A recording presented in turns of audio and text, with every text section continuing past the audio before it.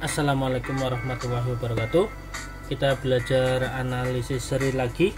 Kali ini kita akan membahas tentang sifat lengkap di R atau di himpunan bilangan real. Kita perhatikan materinya, the completeness property of real number, bilangan real. So ini kita sudah mempelajari tentang sifat aljabar dan sifat urutan dari himpunan bilangan real. Nah, kali ini kita akan membahas tentang sifat sifat lengkap. Seperti kita ketahui, sistem Digi atau bilangan rasional ini juga mempunyai sifat aljabar dan sifat urutan. Tapi pernah kita buktikan bahwa akar 2 itu tidak termasuk di dalam bilangan rasional ya, karena akar 2 ini merupakan bilangan irasional atau bukan bilangan rasional. Nah, ini nanti kita akan menggunakan sifat lengkap di R ini untuk membuktikan bahwa akar 2 ini benar-benar ada di R ya. Dulu sudah pernah dibuktikan bahwa akar 2 itu tidak ada di Q, tapi kita akan membuktikan bahwa akar 2 itu ada di R. Oke, sebelum menuju ke sana, nanti kita akan mempelajari tentang suprema dan infima, atau nanti dikenal supremum dan infimum. Tapi sebelumnya lagi kita akan membahas tentang himpunan terbatas ya. Misalkan S adalah himpunan bagian tak kosong ya, himpunan bagian yang tidak kosong dari R. Himpunan S ini akan dinamakan terbatas ke atas jika ada bilangan U dalam R yang memenuhi atau sedemikian nimba S ini kurang dari atau sama dengan U untuk setiap S anggota S. Nah, masing-masing U ini disebut dengan batas atas dari S. Kemudian himpunan S ini akan dinamakan terbatas ke bawah jika ada bilangan W dalam R yang memenuhi W-nya kurang dari atau sama dengan S untuk setiap himpunan bilangan S. Nah, masing-masing W yang memenuhi tersebut disebut dengan batas bawah dari S. Nanti akan kita berikan gambarannya. Misalkan kita punya S, himpunannya anggotanya adalah anggota himpunan bilangan real yang memenuhi misalkan antara A dan B. Ini S-nya antara A dan B, maka batas atasnya ini saya sengaja buat contoh soal ini yang terbuka dan sana tertutup. Batas atasnya adalah misalkan U, saya taruh U di sini. Ini merupakan batas atas dari S jika setiap anggota himpunan S ini lebih kecil atau sama dengan dari U ya. Jadi misalkan U-nya saya letakkan di sini, ini tidak memenuhi karena ada anggota himpunan S yang lebih besar. Sekali lagi, kalau dia mau disebut dengan batas atas, maka dia harus lebih besar dari setiap anggotanya, dari semua anggota himpunan S. Ini anggota himpunan S ya, dari sini. U ini bisa dinamakan dengan batas atas, atau U-nya boleh di sebelah sana. Nah, sebelah sana ini juga batas atas. Di sini juga bisa ya. Jadi kalau misalkan A, B-nya ini adalah dari 0 sampai 1, maka U-nya bisa 1 itu sendiri, tapi nggak boleh setengah atau seperempat atau 3/4 ya. U-nya boleh 1 itu sendiri atau 1 setengah atau di atasnya ya. Demikian juga batas bawah. Batas bawah misalkan W saya taruh di sini. Kita lihat definisinya lagi tadi. S dikatakan terbatas ke bawah jika ada bilangan W dalam R yang memenuhi W-nya kurang dari atau sama dengan S ya. W-nya harus kurang dari atau sama dengan S. Ini setiap S di sini W-nya selalu kurang dari atau sama dengan ya. Dalam hal ini W-nya nggak pernah sama dengan A ya. Maaf, A-nya bukan anggota himpunan S ya. Jadi kalau kita ambil W-nya sama dengan A juga tidak masalah karena kurang dari atau sama dengan ya. W-nya selalu kurang dari ini. Atau yang lebih sebelah kiri lagi bisa. Misalkan tadi A-nya adalah 0. Misalkan A-nya 0, kemudian B-nya 1. Ini juga bisa kita contohkan dengan angka. Ini misalkan 0 sampai 1, W-nya misalkan negatif, bilangan negatif, min 1, min 2, min 3. Itu merupakan batas bawah ya, batas bawah. Atau W-nya kita ambil 0, maka 0 tersebut juga merupakan batas bawah dari S. Oke, itu batas bawah. Nah, yang seperti ini kalau S mempunyai batas atas dan batas bawah, maka kita lihat definisi yang ketiga. Himpunan tadi dinamakan terbatas jika keduanya terjadi, yaitu terbatas ke atas dan terbatas ke bawah ya. Jadi kalau dalam contoh tadi S-nya itu terbatas ke atas dan terbatas ke bawah. Terbatas ke atasnya apa? Oleh U misalnya. U-nya bisa di sini, di sana, atau di mana yang jelas menjadi batas atas yang memenuhi U-nya selalu lebih besar atau sama dengan setiap anggota himpunan S. Dan S ini dinamakan terbatas ke bawah jika dia mempunyai W yang memenuhi W-nya kurang dari setiap anggota di sana, kurang dari atau sama dengan setiap anggota di sana, anggota S. Jadi dia dinamakan terbatas ke bawah. Oke, kemudian kita lihat materinya lagi. A set is said to be unbounded. Dia himpunan itu akan dikatakan tidak terbatas jika tidak ada batasnya ya. Misalnya ini dari 0 sampai 2. 0 sampai 2 ini terbatas ke atas ya. 0 sampai 2 terbatas ke atas. Nah, bilangan 2 ini dan semua bilangan yang lebih besar dari 2 ini adalah batas atas atau upper bound dari S. Nah, this set has no lower bound. Jadi himpunan ini tidak mempunyai batas bawah.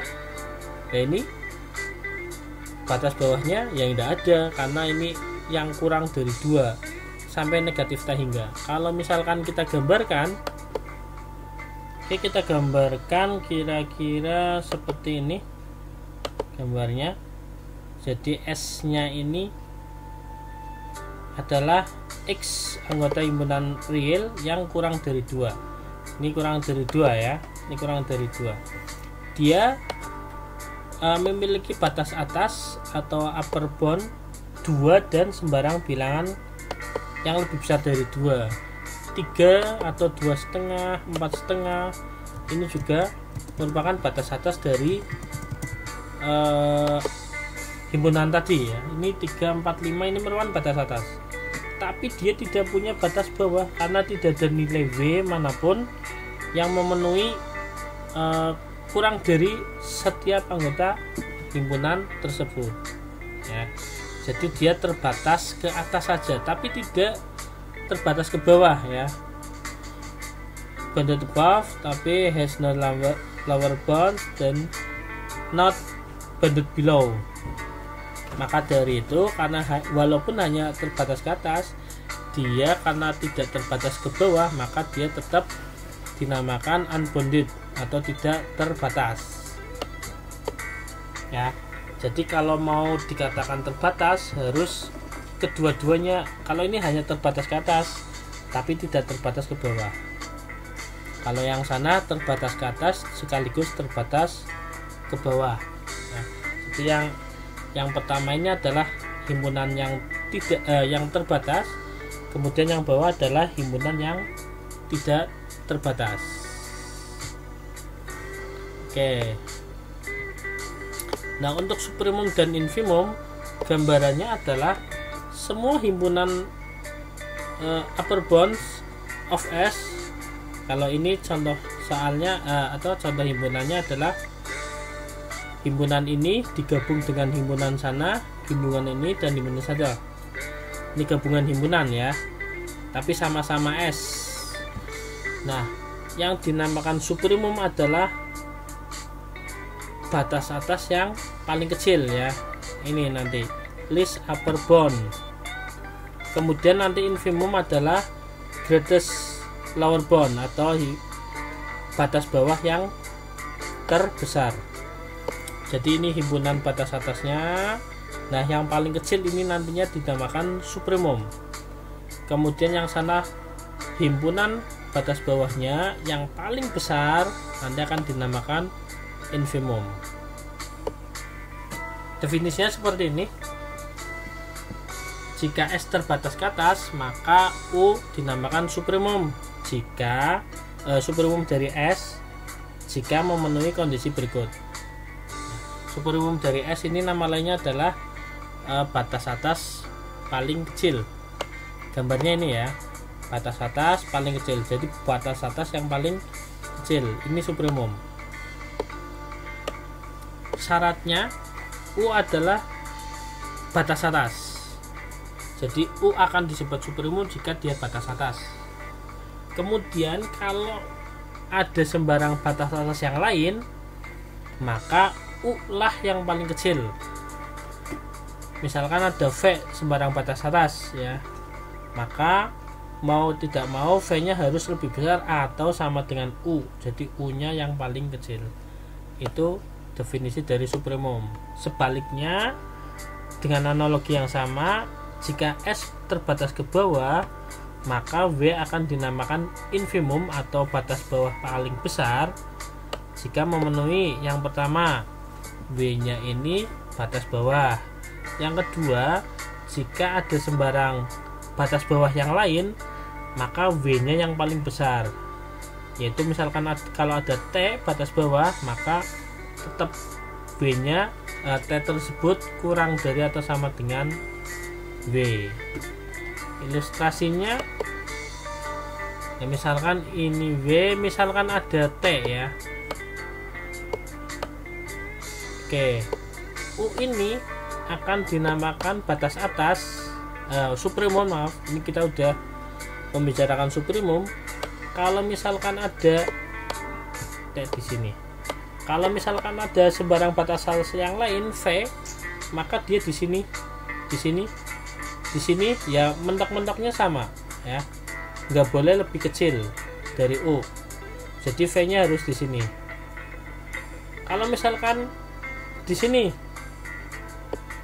kalau V-nya lebih kecil dari U, maka dia bukan batas atas ya, nggak boleh. Karena apa? Karena U adalah supremum. Demikian juga kalau kita punya batas bawah W, untuk sembarang batas bawah T, dia harus kurang dari atau sama dengan W ya. Kita lihat lagi definisinya.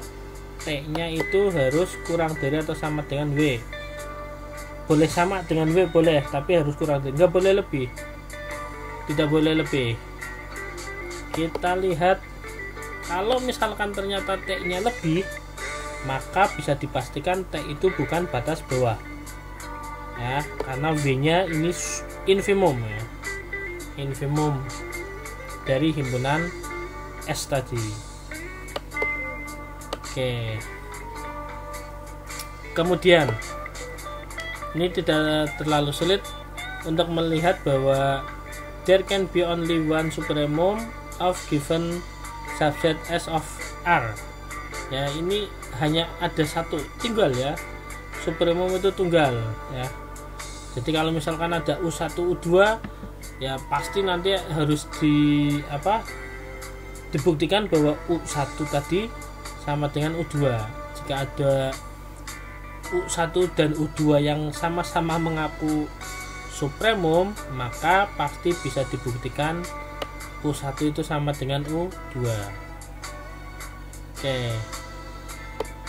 Berikutnya di sini ada 4 kemungkinan dari semua non-empty subset ya, semua himpunan bagian yang tidak kosong di R. Ini kemungkinan pertama have both supremum and infimum.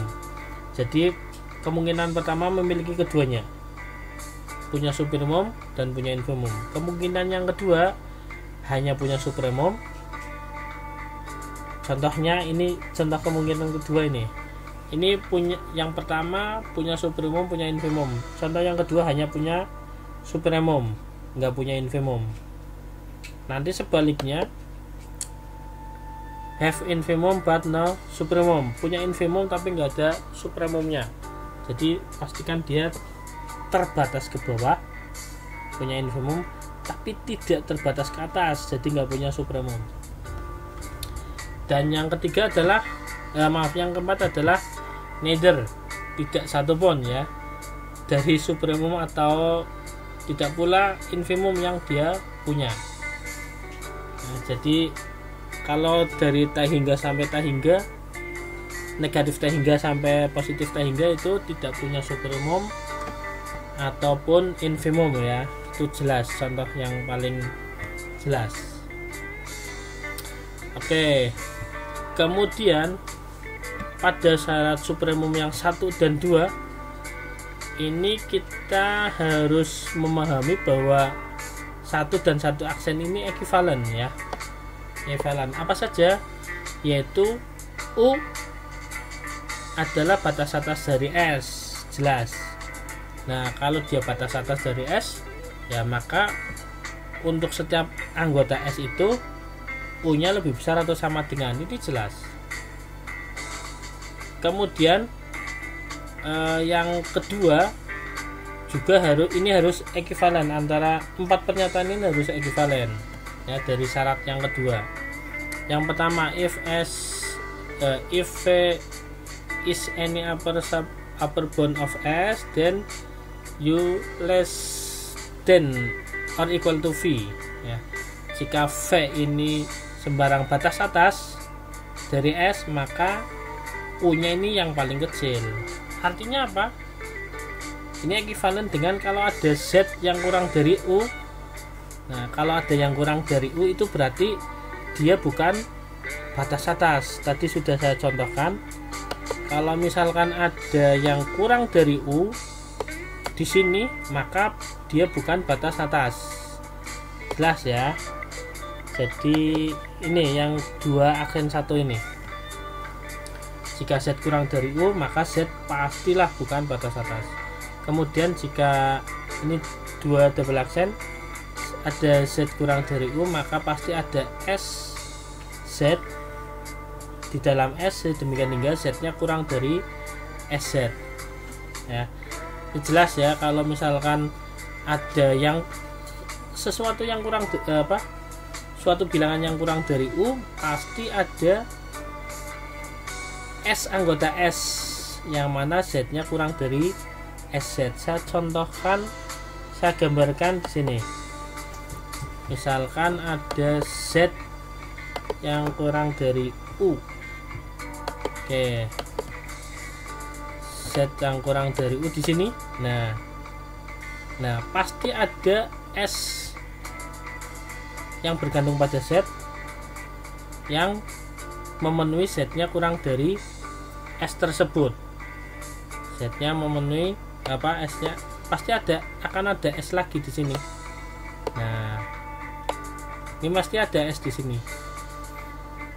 Kendati pun Z-nya mepet dengan U, nah, pasti ada di antara Z dan U itu S ya. Pasti ada, seberapapun mepetnya, kalau Z itu kurang dari U ya, pasti ada S yang berada di antaranya. Oke, itu ekuivalen yang kedua. Kemudian Yang ketiga, ekuivalen yang ketiga mana? Nah ini, maaf, jika epsilon positif, ada epsilon positif maksudnya, maka akan ada S di dalam S nya tergantung dari epsilon ini, sedemikian hingga U min epsilon ini akan kurang dari SE tersebut ya. Jadi masih ada anggota himpunan yang berada di S ya. Kalau kita lihat gambarnya, misalkan di sini adalah U supremumnya, kemudian epsilonnya ini agak lebar dulu. Pertama agak lebar dulu. Jadi U min epsilon di sini misalkan. Nah, nanti akan ada S epsilon yang berada di antaranya ya, di antaranya di sini.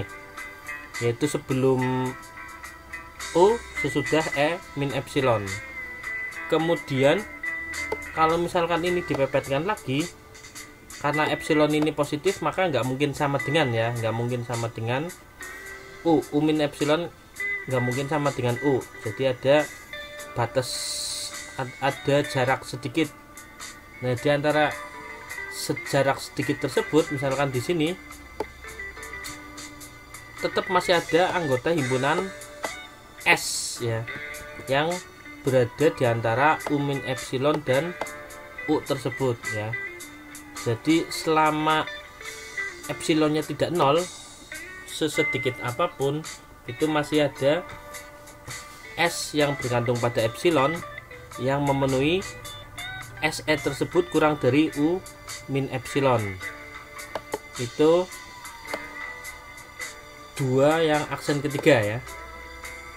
Kemudian ini sebenarnya dengan ekuivalensi tadi nanti ada lemma yang mengatakan bilangan U adalah supremum dari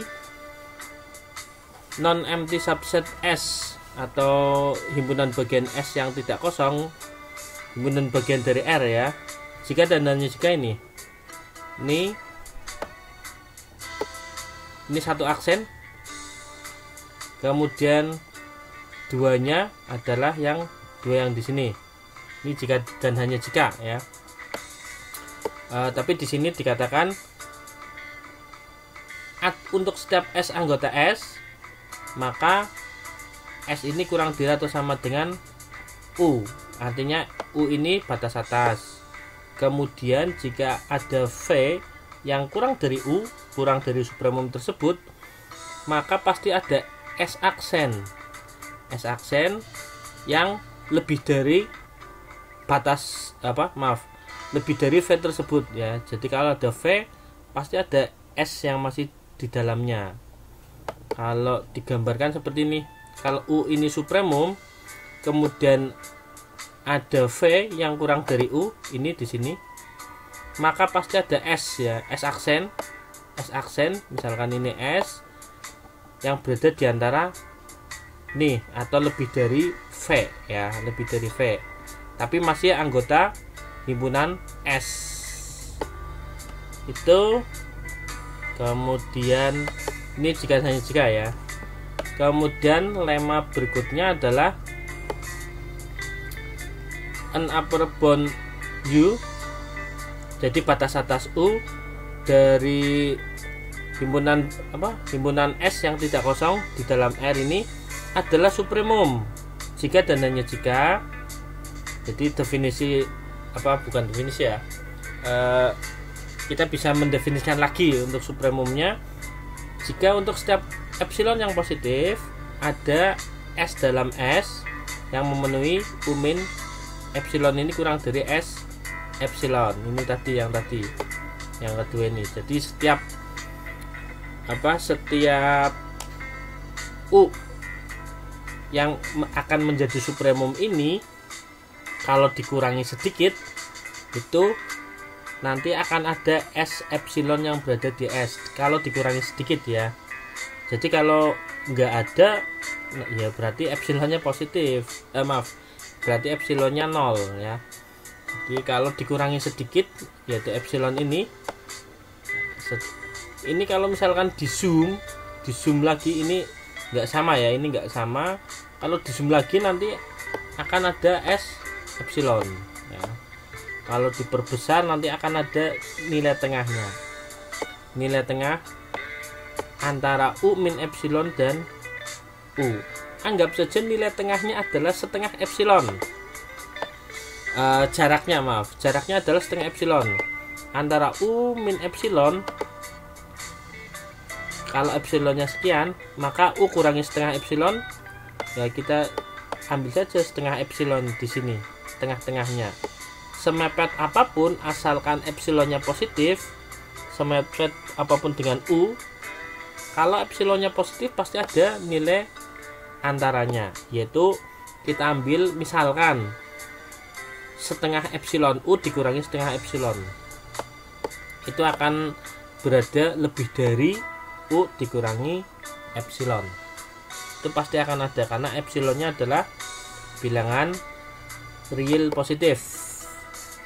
Itu materi tentang supremum. Nanti kita lanjutkan lagi pada penjelasan berikutnya. Terima kasih. Assalamualaikum warahmatullahi wabarakatuh.